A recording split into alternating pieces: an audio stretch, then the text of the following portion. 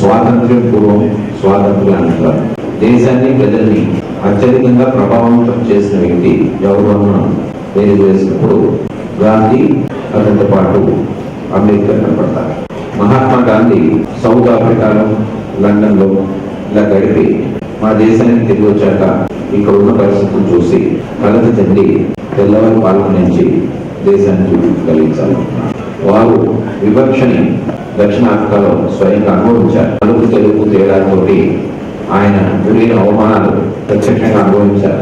అంతకంటే బయటి మన అంబేద్కర్ ఆయన ఈ దేశంలోనే వివక్ష అనుభవించి ఈనాటికైనా ఈ వివక్షని దూరం చేయాలి, మనుషులందరూ ఒకటే అనేది చాటాలి ప్రపంచానికి. దానికి ఉన్న ఏకైక మార్గం అక్షరం. అందుకని చక్కటి విద్యుత్తుని ఆయన వంటబడుచుకున్నారు. నుంచి న్యాయ పౌరుల్ని వచ్చింది. స్వాతంత్రం వచ్చినటువంటి భారతదేశంలో అనేక మంది భారతీయులకి అదే రకంగా స్వాతంత్రం వచ్చింది, కానీ నాకు మాత్రమే ఈ రోజు స్వాతంత్రం రాలేదా అన్నటువంటి అనుమానం ఎంతో మంది వర్గాల్లో ఉన్నటువంటి భారతీయులు కనిపిస్తే వాళ్ళందరికీ కూడా న్యాయం చేయగలిగినటువంటి ఒకే ఒక నాయకుడు మన అంబేద్కర్ గారు. మనం అందరం కూడా గుర్తుపెట్టుకోవాలి. ఆ శక్తిని ఆయన ప్రసాదించాడు. చాలా పెద్ద గొప్ప విషయం అది. ఎందుకంటే ఈ రోజు ఉన్నటువంటి మనకు తెలియదు, స్వాతంత్రం భారతదేశంలో ఉన్నటువంటి స్వాతంత్రాన్ని బ్రిటిష్ వాళ్ళ దగ్గర మనం అందరం కూడా ఎంతో కష్టపడి ఆనాటి ఉన్నటువంటి గాంధీ గారు, సుభాష్ చంద్ర బోస్ గారు, భగత్ సింగ్ గారు అటువంటి మహనీయులు అందరూ కూడా పోరాడి భారతదేశానికి స్వాతంత్రం అర్పించిన తర్వాత ఆ స్వాతంత్రాన్ని ఏ రకంగా మనం వినియోగించుకోవాలి, ఆ స్వాతంత్రాన్ని మన భారతీయులకి ఏ రకంగా అందించి నవ భారతదేశాన్ని ఏ రకంగా మనం నిర్మించుకోవాలన్న దానికి ఏ ఒక్కరి దగ్గర సరైనటువంటి సమాధానం లేదు. ఆ సమాధానం ఇచ్చినటువంటి వ్యక్తి బాబాసాహెబ్ అంబేద్కర్ గారు. ఆనాడే స్వాతంత్రం వచ్చిన తర్వాత 3 సంవత్సరాలు భారతదేశంలో నలుమూలలో కూడా ఉన్నటువంటి వివక్షతని, నలుమూలలో ఉన్నటువంటి అక్రమాలని, అన్యాయాన్ని అన్నింటినీ కూడా గుర్తించి రాజ్యాంగమే వాళ్ళకి పుస్తకం కావాలి, రాజ్యాంగం వాళ్ళకి సమాధానం కావాలి, రాజ్యాంగం వాళ్ళకి ఆయుధం కావాలని ప్రతి ఒక్క విషయాన్ని కూడా కూలంకుషంతో ఆలోచించి దూరదృష్టితో ఆ రాజ్యాంగాన్ని నిర్మించినందుకు నిజంగా ఈ రోజు బ్రతుకుతున్నటువంటి ప్రతి ఒక్క భారతీయుడు ఎల్లప్పుడూ కూడా అంబేద్కర్ గారికి రుణపడి ఉండాలి అని కూడా ఈ సభాముఖంగా తెలియజేస్తున్నాను. ఒక పక్క ఎక్కడ కూడా ఎటువంటి రాజ్యానికి సంబంధించిన పదవి కానీ ఎటువంటి రాజకీయ పదవులు కూడా లేకపోయినా దేశవ్యాప్తంగా అంబేద్కర్ కి ఏదైతే నివాళులు అర్పిస్తున్నారో, ఏ విధంగా కొనియాడుతున్నారో, ఏ విధంగా ఆయన ఆలోచనని అవలంబించాలి అని చెప్పి దేశ ప్రజలు రోజు రోజుకి క్రమం తప్పకుండా పెరుగుతున్న తీరు చూస్తే ఒక్కసారి ఆయన సిద్ధ పురుషుడు, కారణ జన్ముడు అనడానికి ఇంకొక సందేహం లేదు.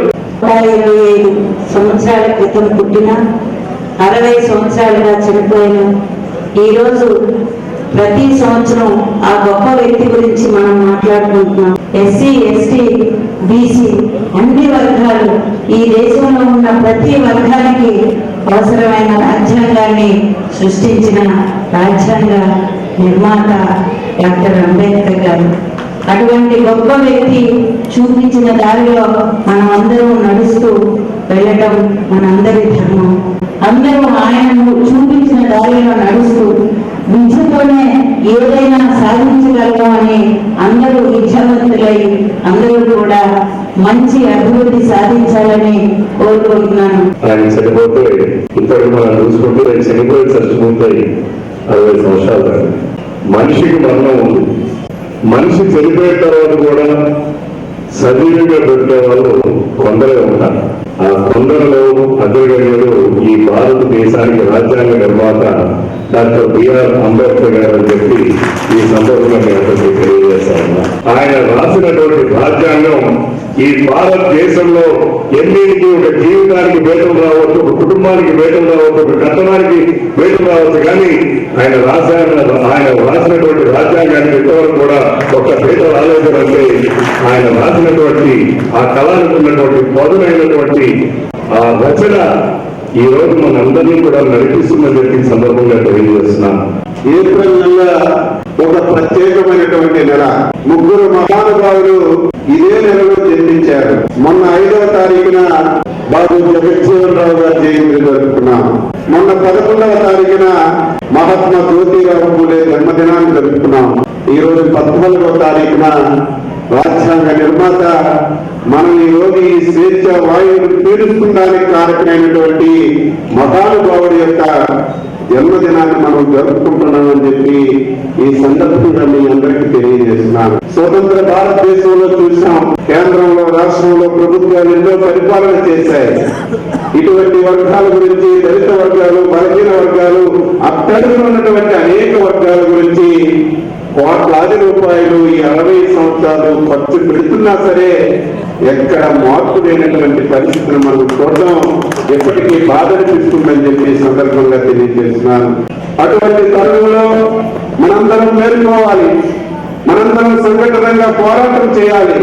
ప్రభుత్వం ఏ ఉద్దేశాలతో, ఆశయాలతో, ఏ వర్గాలకైతే ఈ రోజు నిధులు కేటాయిస్తుందో ఆ వర్గాలకి ఖర్చు పెట్టి వారు సమాజంలో అందరితో సమానంగా తయారయ్యే వరకు మనందరం కలిసికట్టుగా ముందుకు వెళ్లాలనేదే నా యొక్క ప్రధానమైనటువంటి ఉద్దేశమని ఈ సందర్భంగా మీ అందరికీ కూడా తెలియజేస్తున్నాను. ఎన్ని అవమానాలకు గురైనా సరే పట్టు విడపకుండా ఆయన ఏ ఆశయం అయితే అనుకున్నారో ఆ ఆశయాన్ని భారతదేశంలో నెరవేర్చినటువంటి ఏకైక వ్యక్తి శ్రీ అంబేద్కర్ గారు. చనిపోయిన 60 సంవత్సరాల తర్వాత కూడా 130 కోట్ల జనాభా సరించుకున్నటువంటి ఏకైక వ్యక్తి శ్రీ బాబాసాహెబ్ అంబేద్కర్ గారు అనేది మనందరం కూడా గుర్తుపెట్టుకోవాలి.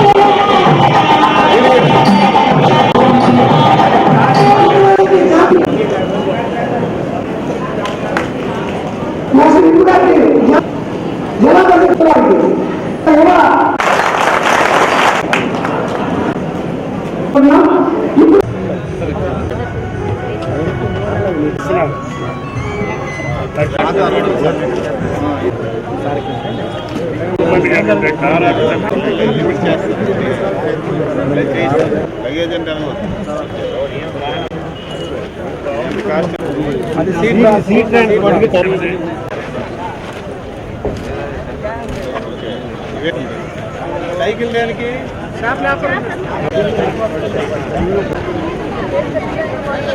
చెరువులు మీరు లీజు తీసుకుంటున్నారా? సొసైటీలో ఉన్నారండి, అందరూ సొసైటీలో. సవరమారు